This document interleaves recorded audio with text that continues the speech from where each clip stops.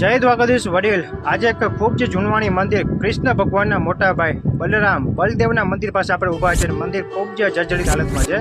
ઘણા લોકો કૃષ્ણ ભગવાનના દર્શન કરવા માટે દ્વારકા આવતા હશે। મોક્ષની નગરી દ્વારકા કહેવાય છે। 4 ધામમાંથી એક ધામ દ્વારકા ગણાય છે। પણ કૃષ્ણ ભગવાનના મોટા ભાઈ બલરામ તેને આપણે ભૂલી જઈએ છીએ।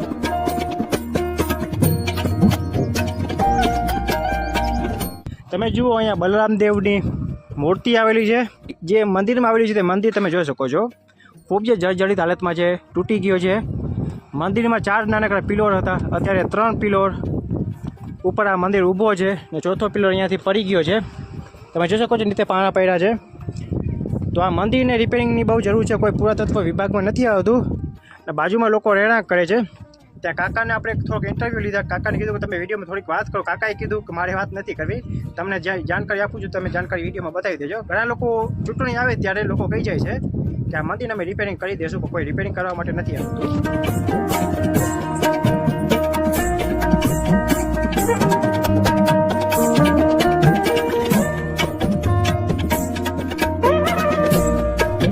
બલરામનું જે મંદિર છે ને એ મંદિરની બાજુમાં આવેલું છે બરડિયા ગામ। અડધો કિલોમીટર પણ નથી।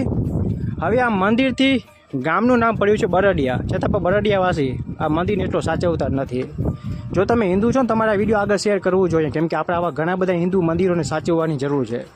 જુઓ ઘણા લોકો આ મંદિરને પૂજે છે।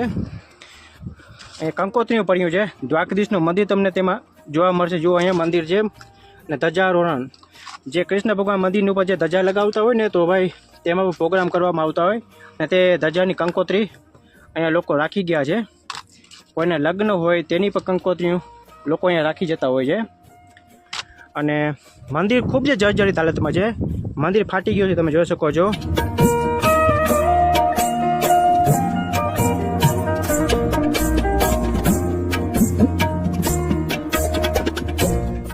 બહારથી તમે જોઈ શકો છો મંદિરના ઉપર કોઈ એવો શિખર નથી અને મંદિર ઘણીવાર હું તમને કીધું કે જર્જરિત હાલતમાં છે। મંદિરને સાચવવાની જરૂર છે।